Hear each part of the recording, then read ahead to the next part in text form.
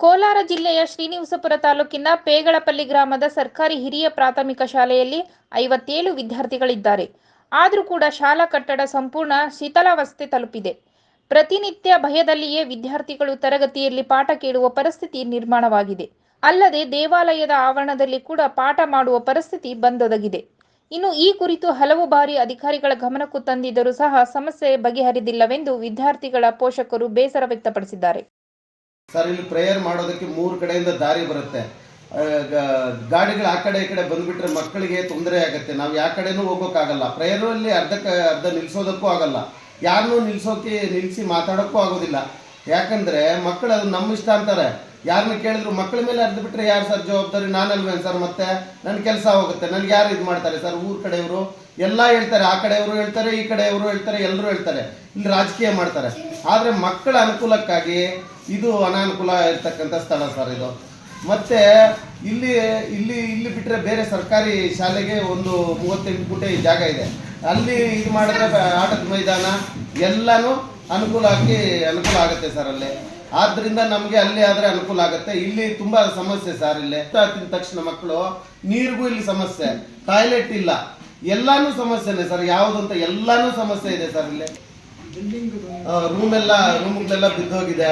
ಎಲ್ಲ ರಿಪೇರಿ ಮಾಡಿದ್ರು ಮಳೆ ಬಂದರೆ ಇಲ್ಲಿ ಇರೋಕ್ಕಾಗಲ್ಲ. ಅಲ್ಲಿ ರೂಮ್ಗಳೆಲ್ಲ ಬಿದ್ದೋಗಿದೆ. ಅಲ್ಲೋದ್ರೆ ಮೇಲಿಂದ ಕಲ್ಲುಗಳು ಬೀಳ್ತಾ ಇರುತ್ತೆ. ಮಕ್ಕಳಿಗೆ ಭಯದ ವಾತಾವರಣದಲ್ಲಿ ನಾವು ಪಾಠ ಮಾಡಬೇಕು. ಶಿಕ್ಷೆ ಆದರೂ 2-3 ಮಕ್ಕಳ ಮೇಲೆ ಕಲ್ಲು ಬಿದ್ದಿದೆ ಸರ್. ಅದೆಲ್ಲ ಊರಿನಲ್ಲೆಲ್ಲ ಹೇಳಿದ್ದೀವಿ. ಇದೆಲ್ಲ ಮಾತಾಡಿದ್ದಕ್ಕೆ ಸ್ಕೂಲಲ್ಲಿ ನೀನು ರಾಜಕೀಯ ಮಾಡ್ತೀಯ ಅಂತ SDMC ಫಾರ್ಮೇಷನ್ ಇಲ್ಲ ನೋಟಿಸ್ ಕೊಡಿಸಿದ್ದಾರೆ ಸರ್. ಈ ಊರಿನಲ್ಲಿ ಇಲ್ಲೇ ನಾನು ಮಾಡ್ತಾ ಇರ್ತಕ್ಕಂಥದ್ದು ಕೆಲಸ ಸರಿ ಇಲ್ಲ ಅಂತ. ಆದ್ದರಿಂದ ನೀವು ಎಲ್ಲ ಒಂದು ಅನುಕೂಲ ಮಾಡಿಕೊಡ್ಬೇಕು ಸರ್. ನಮಗೆ ಈ ದಾರಿ ಇಲ್ಲಿ ಇರ್ತಕ್ಕಂಥ ಜಾಗ ಸರಿ ಇಲ್ಲ. ನೀವು ಬೇರೆ ಕಡೆ ನಮ್ಗೆ ಸ್ಕೂಲ್ ಜಾಗ ಇದೆ, ಅಲ್ಲಿ ನಮ್ಗೆ ರೂಮ್ ವ್ಯವಸ್ಥೆ ಮಾಡಿಕೊಡ್ಬೇಕು ಸರ್. ನಾವು ಶಾಲೆ ಮುಂದೆ 3 ದಾರಿ ಕಾರ್ನರ್ ಕ್ರಾಸ್ ಆಗಿದೆ. ಇಲ್ಲಿ ತುಂಬ ಗಾಡಿ ನಮ್ಮೂರಲ್ಲಿ ವೆಹಿಕಲ್ಲು, ಲಾರಿ ಮತ್ತು ಟೆಂಪುಗಳು, ಗಾಡಿಗಳು ಇವೆಲ್ಲ ಓಡಾಡ್ತಾ ಇದ್ದಾವೆ. ಸ್ಕೂಲ್ ಮುಂದೆಯೇ ಪ್ರೇಯರ್ ಮಾಡಬೇಕಾಗುತ್ತೆ. ರಾಷ್ಟ್ರಗೀತೆ ಸ್ಟಾರ್ಟ್ ಮಾಡಿದ್ರೆ ಗಾಡಿಗಳಾದರೂ ಬರಲಿ ಏನಾದರೂ ಆಗಲಿ ಅಟೆನ್ಷನ್ ಪೊಸಿಷನ್ನಿಂದ ಪಕ್ಕಕ್ಕೆ ಜರುಗೋದಿಲ್ಲ. ಆ ಥರ ಇರಬೇಕಾದ್ರೆ ಇವರು ಕೆಲವರು ಗಾಡಿಗಳು ಅದೇ ಥರ ನುಗ್ಗುತ್ತಾ ಇರ್ತಾರೆ ಪಾಪ. ಆದ್ದರಿಂದ ಅದೊಂದು ಕಷ್ಟ ಆಗ್ತಾಯಿದೆ. ಮತ್ತು ಇಲ್ಲಿ ಸ್ಕೂಲ್ ಕಾಂಪೌಂಡ್ ಇಲ್ಲ, ಮತ್ತು ಕಾಂಪೌಂಡ್ ಬರುತ್ತೆ. ಆಟದ ಮೈದಾನ ಒಂದಿಲ್ಲ, ಲ್ಯಾಟ್ರಿನು ಬಾತ್ರೂಮ್ಗಳು ಕಟ್ಟೋದಕ್ಕೂ ಜಾಗನೂ ಇಲ್ಲ. ಒಂದೇ ಇದರಲ್ಲಿ ಕಟ್ಟಿದ್ರೂ ಪಾಪ ಮಾಸ್ಟರ್ಗಳಿಗೂ ಅನಾನುಕೂಲ, ಮಕ್ಕಳಿಗೂ ಅನಾನುಕೂಲ ಆಗ್ತಾಯಿದೆ. ಇದು ಇಲ್ಲಿ ನಮಗೆ 1 ಎಕರೆ 10 ಗುಂಟೆ ಮೀಸಲಾಗಿದೆ ಸರ್ಕಾರದಿಂದ ಶಾಲೆಗೆ. ಅಲ್ಲಿ ಆ ಜಾಗದಲ್ಲಿ ಹೊಸ ಕಟ್ಟಡಗಳು ನಿರ್ಮಿಸಿ ಇದು ಮಾಡಬೇಕು ಅಂತಂದ್ರೆ ತಹಸೀಲ್ದಾರ್ ಅವ್ರದ್ದು ಮತ್ತು BEO ಸಾಹೇಬ್ ಅವರು ಕೂಡ ದಾಖಲಾತಿಗಳು ತಿಳಿಸಿದ್ದೀವಿ. ಆದರೆ ಯಾವುದೇ ಮಾಹಿತಿ ನಮ್ಗೆ ಇನ್ನೂ ಸಿಗ್ತಾ ಇಲ್ಲ.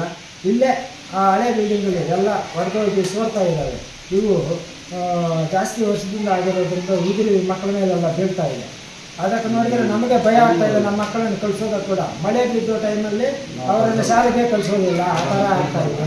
ಇದರ ಬಗ್ಗೆ ಯಾರು ಊರವರು ಕೂಡ ಇಲ್ಲಿ 2-3 ಪಾರ್ಟಿಯವರು ಆಗಿಬಿಟ್ಟು ಅವರು ರೆಕಮೆಂಡು, ಇವ್ರ ರೆಕಮೆಂಡು ಈ ಥರ ಮಾಡಿಬಿಟ್ಟು ಇಲ್ಲೇ ಹಳೆಯದಕ್ಕೆ ಮಾಸ್ಟರ್ಗಳ ಮೇಲೆ ಕೂಡ ಗಲಾಟೆ, ಮಕ್ಕಳ ಮೇಲೆ ಕೂಡ ಇದೆ. ಆ ಥರ ಹೇಳ್ಬಿಟ್ಟು ಇಲ್ಲೇ ಕಟ್ಟಬೇಕು ಅಂತ ಹಳೆ ಮನುಷ್ಯಕ್ಕೆ ಅದೇನೋ ಬಟ್ಟೆ ಹಾಕಿದ್ರೆ ಎಷ್ಟು ಪ್ರಯೋಜನ ಇರ್ತದೆ ಸರ್.